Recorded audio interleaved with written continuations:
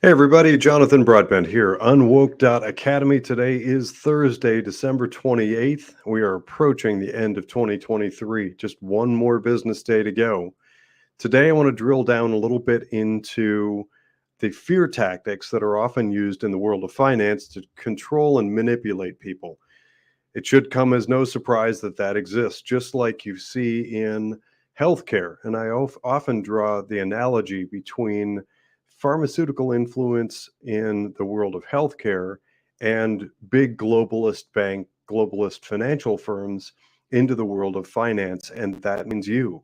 Both are intended to sort of distract, discourage, and separate you from your money. In Over the last couple of years, I would say the anxiety, the fear tactics in the world of healthcare have really become apparent to a lot of people, at least. And we saw it big time with COVID and all those fears that came out of the virus, the spread of viral contagion, and the response to that for COVID. So, in the world of finance, and I've said this many times, we see similar effects and similar undue influence exerted by money managers and big banks, big globalist financial firms. In the push toward, and I just keep calling it global communism, because that ultimately, I believe, is the objective, is to create this globalist communist environment. And all over the world, you see people fighting back, and it can be kind of daunting. But even before all this stuff happened, we've witnessed a migration away from the tried and true tactics of financial management and into the waiting arms of some pretty far left agendas. And so let me drill down for a moment on the way that portfolios, the way that wealth used to be built. When we look back at our parents and grandparents, they had portfolios and they would build these typically stock portfolios, but there were stocks and bonds and all sorts of things. And those were selected usually with the help of a stockbroker who would go out and do analysis and talk to them and kind of really, those were the financial types that really knew how to get into the weeds, so to speak. They would go in and do all sorts of research into companies using what I refer to as fundamentals. So these stockbrokers would look through all of the again, I stick with the term fundamentals because it really works. But these stockbrokers would look at the research and development of a company, their cash flow, their tax positions, their earnings reports, the management structure, whether or not they owned patents, what their competitors looked like, their footprint, the likelihood of growth and expansion, how quickly they've been, whatever their product or service was, how adopted it was by society. And all of those fundamentals went into research. And then the stockbroker would either suggest buying or selling or holding that stock. Well, we saw starting in kind of, I want to say the mid 1980s, there was a big move toward managed money. And that is much more like mutual funds. So it's not that one is right or wrong, but I do want to demystify the stock portfolio and take away some of kind of the fear mongering, fear element that exists around it. And in order to illustrate a point about that, I want to reference a book that I read a long time ago by a guy who works mainly in retail finance. That means that this is somebody who got very well known, made a big name for himself, working for individuals and families doing investment management. It's kind of financial planning type stuff. So this person, and he published a whole bunch of books, and I read one of them. This person made an analogy to National Football League. The National Football League, or NFL for short, is where all the professional football players go and play and make big bucks. And these are generally really finely tuned athletes and really giant people. These are really big men. I've met many of them, and they are overwhelmingly, they're just huge people.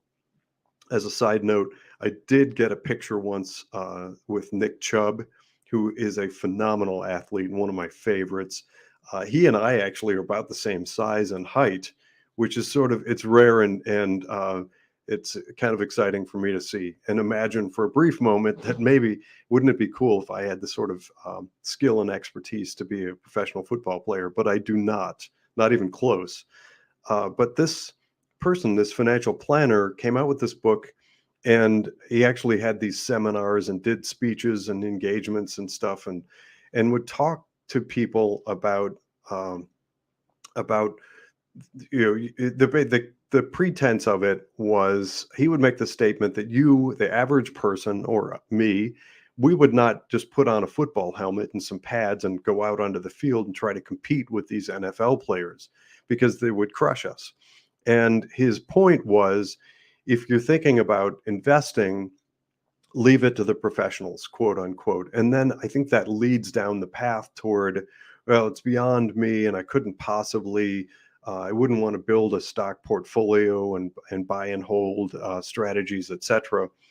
Well, here's where that analogy sort of falls apart. And the intended purpose of it is to kind of distract our minds and make us fearful. By the way, I don't bring this up to try and convince everybody to go and build a stock portfolio. I'm just trying to illustrate the point that we shouldn't be unnecessarily afraid of it because it's something that worked for generations with our parents and grandparents. So here's what that looks like. And here's why the fear is it becomes kind of understandable in in the world of like high-paced rapid fire stock trading. And that when you look at Wall Street and TV shows and your even the evening news and the sport that I almost said sports pages, the financial pages, it sort of leads us into this concept of these rapid fire trades, and you're on the winning end or the losing end, and even these, especially these apps now, you can get apps on your phone, and there's all these charts and stuff, and the concept is sold to us that the stock market is some sort of rapid fire battle that takes place. That's not necessarily really all that true. By the way, as a side note, if you are a stock trader and you're using one of those charting systems, if you're a trader, you know what I mean. Please be careful with that. If you are unwoke or seeking to avoid the woke in your portfolio, my fear and suspicion is that those charts are designed to steer people's money into the far left wokeadoodle companies and causes. I see it everywhere else in finance. Overwhelmingly, everything that we're seeing steers people into far left companies and causes. And that's most of the managers and these big uh, investment shops and big global banks and all that stuff. I don't I don't spend a lot of time looking at those charts. I am aware of some of them and those quote unquote the AI investment or whatever. Everything that I'm seeing, including AI at a high level, really leans heavily left. So if you are unwoke or considering moving away from the woke left in the world of finance, just be careful of those charts and charting. But that aside, that's really not what the financial markets of the investment market is supposed to look like. Forever, the whole notion behind it, or overwhelmingly, the notion was to pick some companies that you believe in that have value, that are worthwhile, and they do a good job with some product or service, and invest in them and build a portfolio around those companies. That's a stock portfolio, not necessarily that rapid fire battle trading in and out, algorithmic trading stuff. There are people that do that, and I think candidly, my personal opinion is that they do damage to the environment, to the marketplace. My opinion is that they artificially manipulate good companies and bad companies in unsettling and unnatural ways. So instead of all those basics, the fundamentals that we used to always look at pretty exclusively, Now you have people that kind of on it could be anything, any sort of a whim. They might be buying and selling and trading in and out, and they're not even looking at what the company does or fundamentally whether or not it's solid. But putting them aside, I think it makes sense, especially when you're looking at small companies and startups and even mid-sized companies, to really just take a good look at the fundamentals of that company and consider building a stock portfolio for yourself. Here's my reason for advocating for that. The reason is, as we analyze the control and manipulation, the artificial sway that the far left woke have on the world of finance and on companies, which ones get funded and invested in and which ones do not, it doesn't make sense. A lot of what's happening out there, like the push toward DEI and ESG and all of that stuff, is very undefined. It's very opaque. It doesn't make sense. And these are companies, these are investment managers and global banks effectively that are moving money in and out that I strongly suspect serve a purpose to develop and instill and manage the growth of global communism, which doesn't help you and it doesn't help me. It doesn't help the West. And it certainly doesn't help America. So, and we saw an example of that recently. I did a report on, I want to say it was, I don't have the number off the top of my head, but it was around $6.8 billion of new dollars have gone from US pensions into China. And to me, that effectively means it's going into the hands of the Chinese Communist Party, who are proving themselves to be an enemy of we the people of the United States and most Western nations. So to give that money, 6.8 billion or whatever it was, to those companies is really a triple negative. It takes away and subtracts from good companies that could be funded, that could receive that much needed capital in order for them to continue to grow and flourish. It gives money to the far left woke companies and causes, and in that case, a country that clearly opposes those values and beliefs that we hold dear. And as we've seen over the last many months now, those investments, pooled investments, those mutual funds that are buying into the far left are not doing well. So the investment performance is lackluster. And I think that a lot of that has to do with people deciding to move their money out of those companies that are doing self-harm. They're coming up with these terrible, destructive, far left wokadoodle things that damage their brand. And people are seeing that and they're pulling their money out in droves. Candidly, and I've said this before, I'm going to keep saying it. I think that companies that have suffered because people have decided they wanted to boycott. I air quote that, boycott companies. I air quote it because I don't encourage boycotting companies. I encourage everyone to vote their values, which means stick with it. The idea of a boycott tends to be kind of short-lived. The idea of voting your values means that you're going to consistently put your money where your beliefs are and invest, spend, and donate in ways that support your value system. Remember, that's our expression. Diss the left, diss the globalist left. That stands for know where you donate, invest, and spend. Diss the left. So it's a triple negative for us to be putting our money into things like China. So where do we invest? And that's where the idea of that stock portfolio starts again. We dropped off years ago when we just started giving all our money to these managers, assuming that these companies like BlackRock and Vanguard and plenty of places like them, that they matched our value system. Well, clearly they don't. And if you're on this channel, if you're paying attention to UnWoke, or if you're anywhere other than far left, then it doesn't make sense. And actually, I might argue that the people even on the far left should be discouraged by what they're seeing from these ESG types of investments. Not only are the investments not what they're slated and advertised to be. I've seen things like sustainable funds that are investing in exploration for fossil fuels, for instance. So I think even people on the left, if they pay attention, should be disappointed by what's happening there and what we're finding in those investments.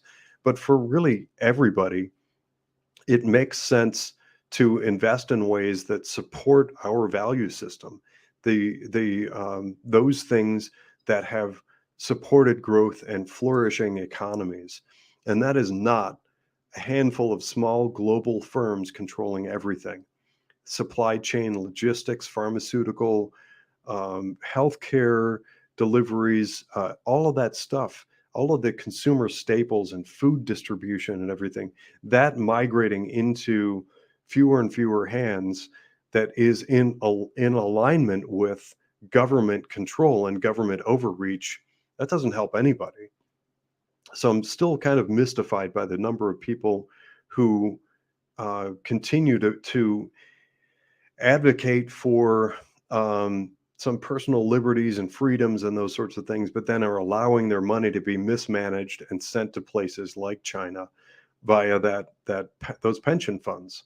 It's time for us, we the people, to assert ourselves in our value system and get in front of the people who are managing our money, whoever it is, your financial planner, your financial advisor, whatever their title is, your insurance agent, the pension consultant, your union boss, I don't care who it is, start getting in front of people and start telling them that mismanagement is not okay. We are seeing some really good signs and examples of people fighting back, like the American Airlines Pilots Union, and I want to say it's the New York City Workers Union, something along that line. Those are two big unions that are actually suing for their workplace retirement plan having used ESG, quote unquote, in the selection of their investments in their retirement accounts. So, and they're waking up to the triple damage being done by investments being steered in that direction. So again, I want to emphasize that it's not so much mutual funds or things like them are inherently bad. It's simply that we're at a point where we need to analyze and scrutinize what's being done with our money. And one of the clearest, cleanest, most transparent and easy ways to do that is in a stock portfolio. So if you have a stock portfolio, and we can leverage heavily, we can rely on the 12 years of research that's been done by Second Vote in analyzing what good companies are. We know, we can clearly define, we can strip out and get rid of all the opaque, murky ESG talk, and we can get back to fundamentals. By the way, that talk of fundamentals and analyzing companies that way, that isn't right-leaning. It can be, and there are Judeo-Christian style investing that can be done, and you can do that yourself, or you can look for managers that do that. But overwhelmingly, most people, when asked, they don't want the politics at all. They don't want left or right. They just want pure investments, and the selection of those investments being done in an understandable and meaningful way. Yes, we do continue to look for those managers out there who haven't gone woke. It's really difficult for them in this environment, and I talk to many who sort of they kind of put their head down and try and stay off radar, but and they're just quietly sticking to traditional metrics of companies, the fundamental analysis that I mentioned. But many, many, many of them have been caught up in the pressure, just the amount of money and the three-letter agency pressure that's being applied to push money in the direction of far left woke. So in that world, I might actually make the opposite analogy and say that that's where it's kind of like suiting up and putting on a football helmet and going out onto the field with people who will beat you up and just lead to your financial slaughter. I'm sorry to use the analogy, but when we talk about these managers that have gone woke, they've moved so far to the left, who can't even clearly articulate and identify the investment objectives any longer, then in that environment, and we are there, in that environment, it starts to become much clearer and much easier and much more manageable to start talking about stock portfolios. So in that portfolio, it's fairly easy and straightforward for us to talk about all of those basic, clear, easily identifiable metrics that go into making the company itself not woke. So when we talk about the corporate behaviors, and that's really what Second Vote is. Second Vote for 12 years has been analyzing the corporate behaviors of many, many, many tens of thousands of different companies and how they behave relative to those fundamental basic freedoms that we hold dear: life, Second Amendment, free speech, freedom of religion, etc. So in the scheme of things, doesn't it make a lot of sense for us to be talking about investing our money there rather than simply allowing it to go into the hands of woke far left managers who are going to mismanage that money on our behalf, including, but not limited to, sending it to places like communist China? I'm Jonathan Broadbent. This has been another episode of UnWoke.Academy. Thanks for listening. Stay tuned for the next exciting episode of UnWoke.Academy.